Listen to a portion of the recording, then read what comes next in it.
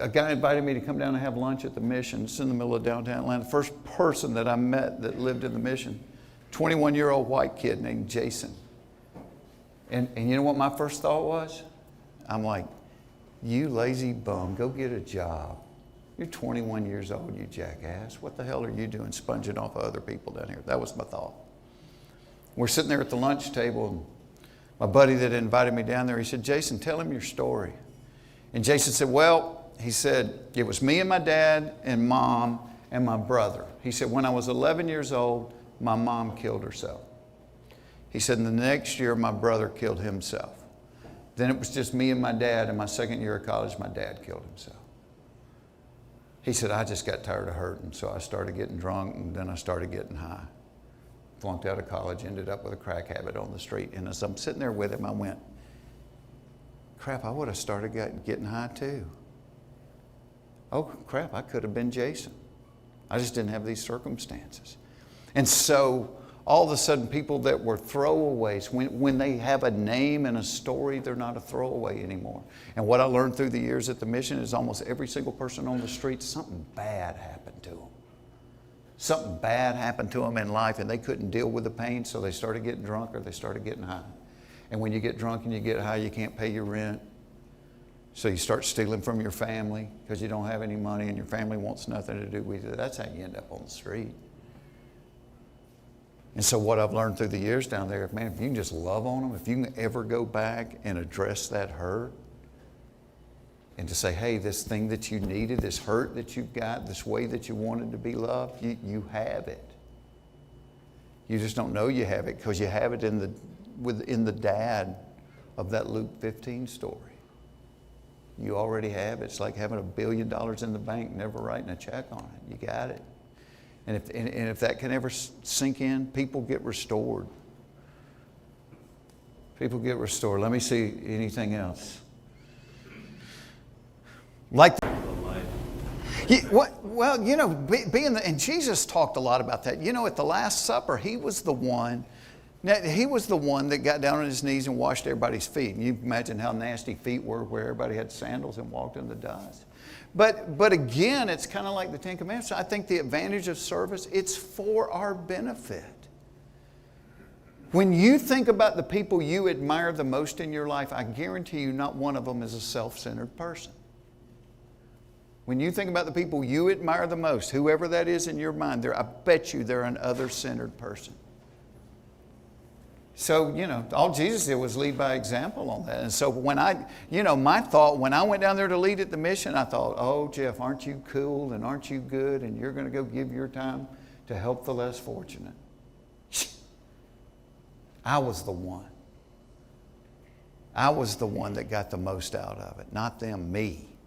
So again, you know, that's that little secret. Everything the world tells you, if you flip it upside down, because, you know, it's like the Mercedes-Benz commercial, the best or nothing. Really? Or nothing? What if I got a Corolla? I got to get to work, dude, you know. But that's what the world tells you, you know, the best or nothing. But Jesus whispers, no, it's kind of the other way around. You don't have to be the best. The first shall be last. Go serve, and you're going to find out how rich and full that. And Jesus talked about that, about living life to the full. And I always wonder, what does that mean, to the full? And that was it. It's like, man, get all of it. Get all of it. Learn what it feels like to love on people, and learn what it's like to have people love you back.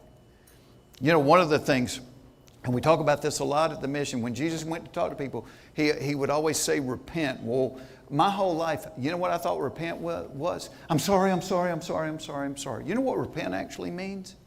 Change the way you think. Change the way you think. It ain't all about you. Let it go. If you're living like it's all about you, you're going to have one miserable lap around the track. I'm going to tell you that. Yes, sir. Just one more, Jeff. Yeah, okay. As you've got highs and lows, would you mind sharing kind of a lower... The dad in the story, I would encourage you to rain grace on people. Just because I think that's what God does with me. As I just imagine that grace, it's like sitting under a waterfall, and it's not even cold, it's warm. And that's what he rains on me. He just cleans me off with that grace. For all my good intentions, I screw it up so much.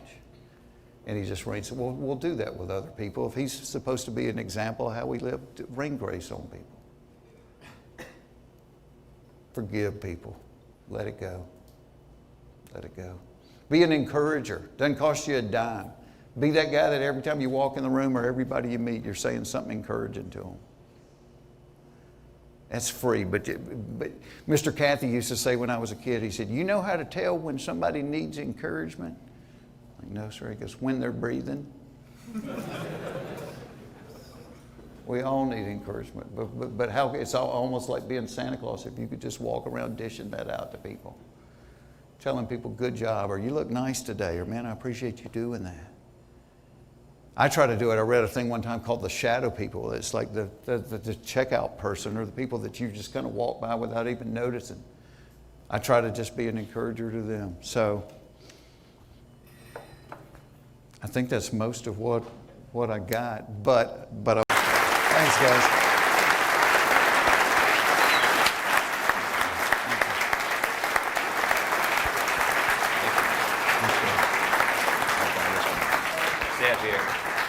All right, guys.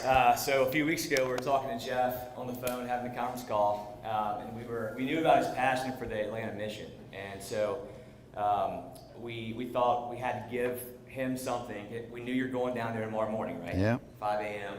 Chick-fil-A, whole crew. 10 years. I wait on Chick-fil-A to open because I buy 50 chicken biscuits every Tuesday morning, and I'm like the little poor kid with his cooler outside it, waiting on them to unlock the door. So we were saying, all right, can Purpose on Tap give you, Target gift cards? What can we do for you, for these men? And he goes, this is perspective, right? He goes, those guys need socks and towels. So we went to the Walmart in Chamblee and talked to the manager, and he gave us, he let us buy 550 pairs of reinforced dry fit socks that are made to be worn for weeks at a time, and 200 towels at Walmart's cost, so that we could buy more. And because we've always wanted to make a big check, we never done more. So our photographer Glennie and Calder, we made a check for you to take down there.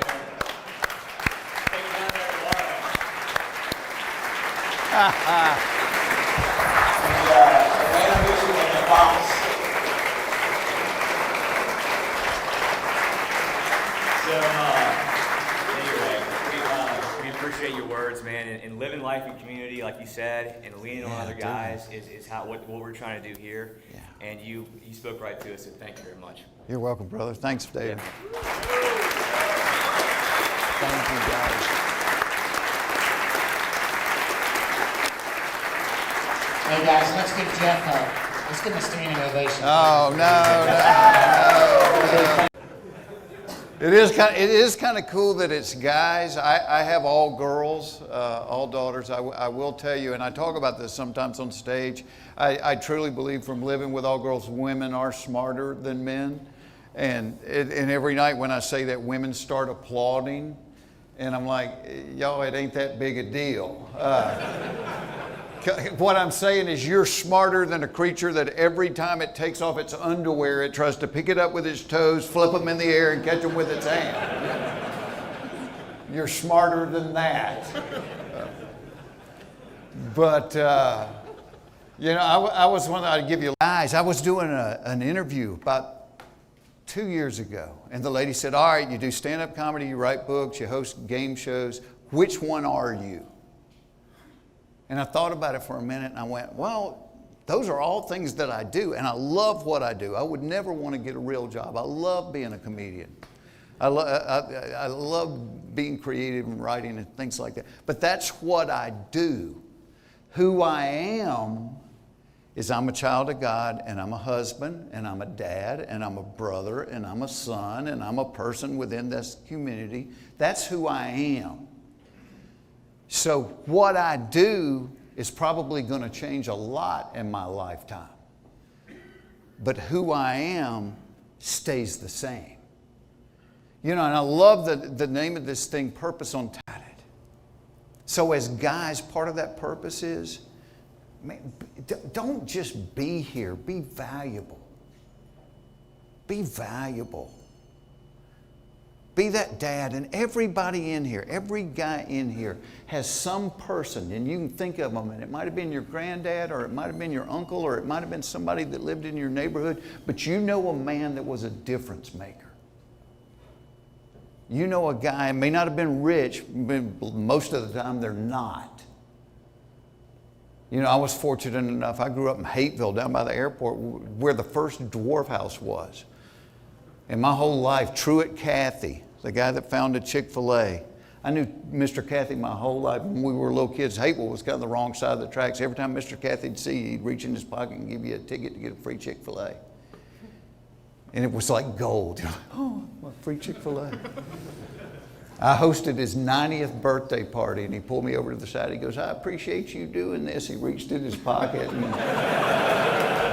I'm like, Mr. Cathy, I can buy one now. It's okay. It's good. But this was in the days when there was one Chick-fil-A, and my mother used to tell me, she said, people have no idea what that family does. Now, this is when they only had one store. She said, you'd be shocked to know how many people Mr. and Mrs. Cathy had put through college, kids that couldn't afford to go to college. And I'm like, really? From that one little store? Well, you know Chick-fil-A now. I mean, they've given away hundreds of millions of dollars. Just crazy. But that stuck with me as a little kid. And man, the way I grew up, I didn't think I'd ever be able to put my own kids through college. But when I had extra money, I followed his lead, and I put kids through college that couldn't go to college. Because of this example of this one hat. Because as a comedian, when I sit down and write jokes, I just think, what do we have in common? What do we have in common? Well, as guys, I mean, I think that's what we have in common is every one of us like, why am I here? What is the reason that I'm here? Now, the Bible tells you that you're here is to glorify God. And when I was young, I was like, what does that mean? Just all day long, just praising God. It's not. You glorify God with what you do with this life. And you don't have but one, and I'm telling you, it goes fast. Any of these older guys will tell you, it goes fast. A minute ago, I was your age. A minute ago. In my mind, I can still smell what shoulder pads smell like.